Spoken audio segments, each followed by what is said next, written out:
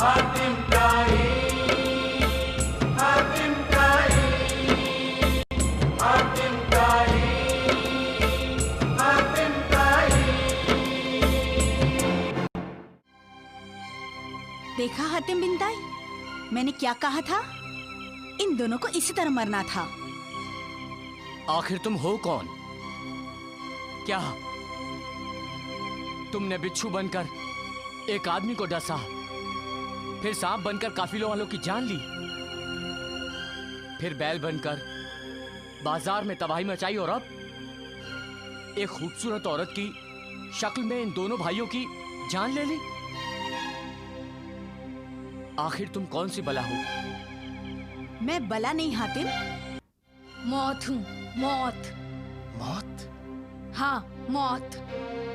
जिसकी मौत जिस शक्ल में लिखी होती है, मैं उसी शक्ल में उसको लेने पहुंच जाती हूँ।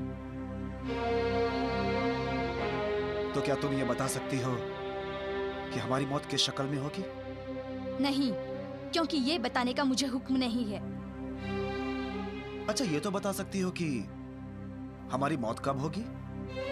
इसका भी हुक्म नहीं है। मैं सिर्फ ये बता सकती हूँ कि हर जानदार चीज को एक न एक दिन मरना ही है। ये तो हम तुमसे अच्छी तरह जानते हैं। तो फिर इस बात की फिक्र छोड़ो कि तुम कब मरोगे, और जिस मकसद के लिए निकले हो उसे पूरा करने की कोशिश करो। खुदा तुम्हारी मदद करेगा। या खुदा, तू तो जानता है हमारा एक ही मकसद है, दरवेश का दूसरा सवाल। सच्चे को हमेशा राहत है। बादशाह ताई और मलिका को उसकी शादी की फिक्र सताने लगी। खुद हातिम की शोहरत चारों तरफ फैली हुई थी, इसलिए न जाने कहां-कहां से शहजादियों के पैगाम आने लगे, मगर हातिम हमेशा अपनी शादी की बात टाल देता। एक दिन बगदाद की मलिका गुलनार की सफीर भी अपनी मलिका की शादी का पैगाम लेकर आई। बादशाह ताई ने बहुत दिन उन्हें अपना मेहमान बनाए रखा, मगर उनके पैगाम का जवाब नहीं दिया। इसलिए एक दिन थककर वो उनके दरबार में जा पहुंची। मलिका आलिया, बगदाद की सफीर आपकी खिदमत में हाजिर होने की इजाजत चाहती है। भेज दीजिए।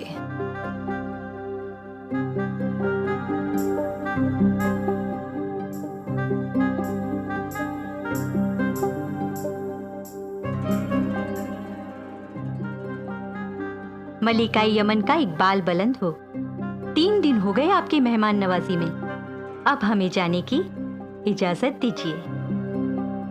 आपकी खातिर में कोई कसर तो नहीं रह गई? नहीं नहीं मलिका आलिया, मगर जिस मकसद से आई थी वो अभी तक अधूरा ही है। हमारी समझ में नहीं आ रहा है कि आपको क्या जवाब दें।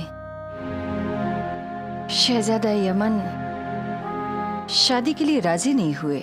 मगर मलिका आलिया, शहजादे के लिए बगदाद की शहजादी गुलनार बानो से अच्छी शरीके हयात और कोई हो ही नहीं सकती। खुदा ने उनको जैसी सूरत दी है वैसी ही सीरत भी दी है। आज तक किसी गैर मर्द की नजर उनके चेहरे पर तो क्या, उनके नाखून पर भी नहीं गई है। ये सब तो ठीक है बहन, लेकिन हम शहजादे को कैसे समझाएं? मलिका आलिया, रोजाना अरब के न जाने कितने ही शहजादों के पैगाम आते रहते हैं, मगर हमारी शहजादी को किसी में दिलचस्पी ही नहीं है। वो तो बस शहजादे यमन की सखावत और जवां मर्दी के किस्से सुन सुनकर उनसे रिश्ते की तमन्नाई हैं।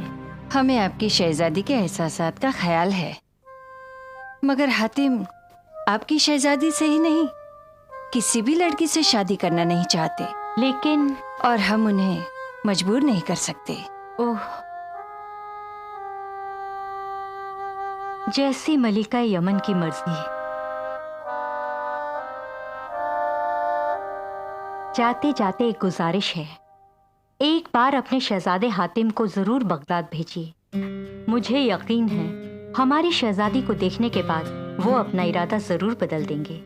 जरूर, हम भी यही चाहते हैं कि हमारे हातिम की दुल्हन शहजादी बगदाद की तरह खूबसूरत और नेक हो। और हाँ, शहजादी बगदाद को हमारा ये पैगाम जरूर दीजिएगा कि एक न एक दिन हम अपने शहजादे को बगदाद भेजने की पूरी कोशिश करेंगे। शुक्रिया मलिका आलिया, शुक्रिया।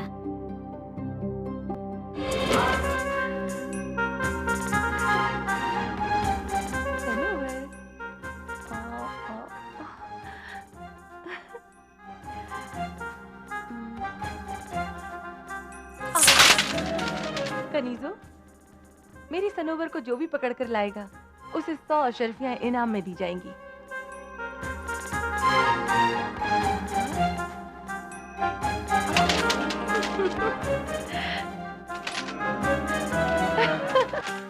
ओए माँ, अल्लाह छेड़ती रहती है, अल्लाह हाय, ओए माँ छेड़ती रहती है ये कनीज़े मुझे हमेशा कुछ ना कुछ। अल्लाह अल्लाह, मलिका आलिया की खिदमत में आदाब। मलिका आलिया की सारी भलाई मुझ पे आ जाए, अल्लाह करे। मलिका आलिया, यमन जाने वाली सफीर वापस आ गई है, आपकी खिदमत में हाजिर होना चाहती है। भेज दो। जो हुकुम, आदाब। आए अल्लाह।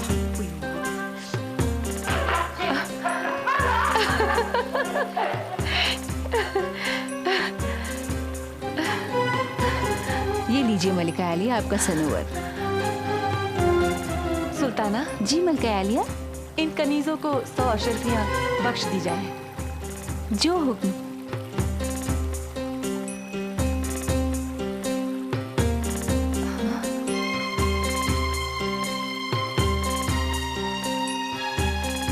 मलिका बगदाद की खिदमत में आदाब कबूल हो।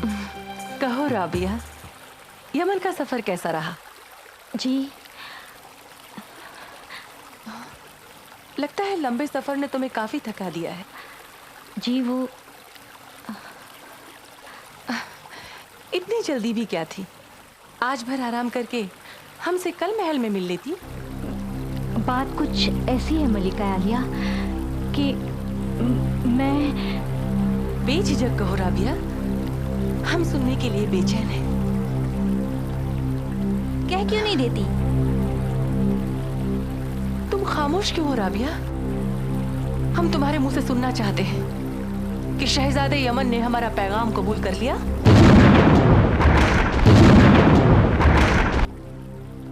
इस नाचीज के मुंह में खाक हो मलिका आलिया। शहजादे यमन ने रिश्ते से इनकार कर दिया।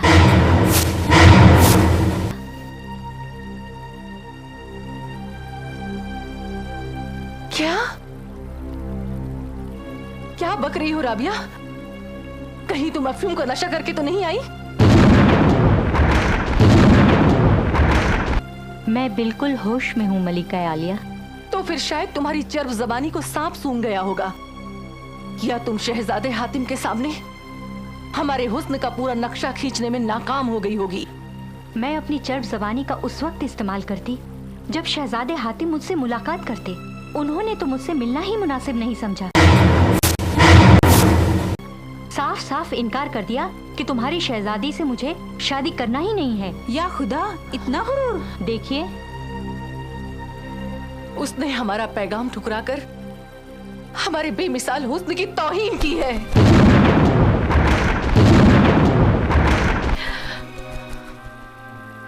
शहजादा हातिम वो मर्द है जिसे हमने कभी देखा भी नहीं, और वो हमारे दिल के दरवाजे को तोड़ते हुए हमारी रगों में समा गया। हम उसे हासिल किए बगैर नहीं रह सकते। अगर उसे अपनी जबामर्दी पर गुरूर है तो हमें भी अपने हुस्न पे नाज है। आज नहीं तो कल हम उसे पाकर ही रहेंगे, फिर चाहे इसके लिए हमें कोई भी कीमत क्यों ना चुकानी पड़े।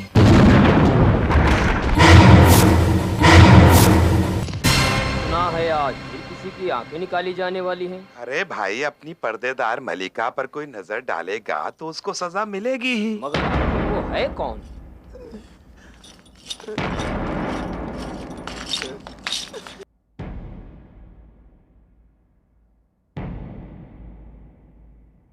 होशियार!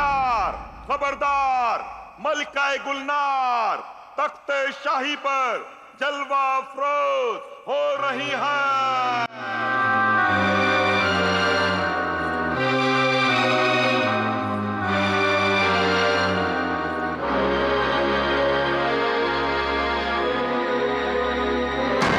दरोगाए शहर, मुजरिम का जुर्म और हमारा फैसला सबके सामने दोहराया जाए।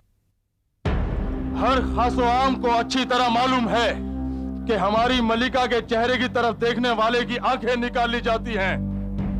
इसके बावजूद भी मुजरिम मुश्ताक जुबैर ने जानबूझकर मलिका आलिया के चेहरे को देखने की गुस्ताखी की। इसलिए मलिका आलिया का हुक्म है कि आज सरेआम इस मुजरिम की आंखें निकाली जाएं। रहम, मलिका आलिया, रहम, इस लाचार पर रहम हो मलिका आलिया। अब्बा, मैं सचेता हूँ मलिका आलिया। मेरा बेटा मासूम है, बेगुनाह है। मलिका आलिया, अगर उसने आपको देखा भी था तो किसी बुरी नजर से नहीं।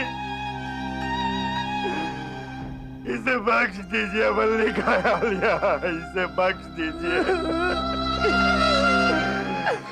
मलिका आलिया, ये तो मेरे बुढ़ापे का सहारा है। इस अंधे की लाठी है, लाठी। अगर ये लाठी अंधी हो गई तो इस अंधे को सहारा कौन देगा? इस बूढ़े लाचार पर तरस खाइए मलिका आलिया, इस बूढ़े लाचार पर। चुप कर बदबख्त बूढ़े, आंखों से देख नहीं सकता और जबान कैसी की तरह चलाता है। अब अगर ज्यादा शोर किया तो तेरे बेटे की आंखों के साथ साथ तेरी जबान भी कतर के रख दी जाएगी। काट दो, अरे सिर्फ मेरी जुबान ही क्यों, मेरा गला भी काट दो, जला दो, लेकिन मैं जीते जी अपने बेटे पे जुल्म होने नहीं दूंगा। छोड़ दो, छोड़ दो।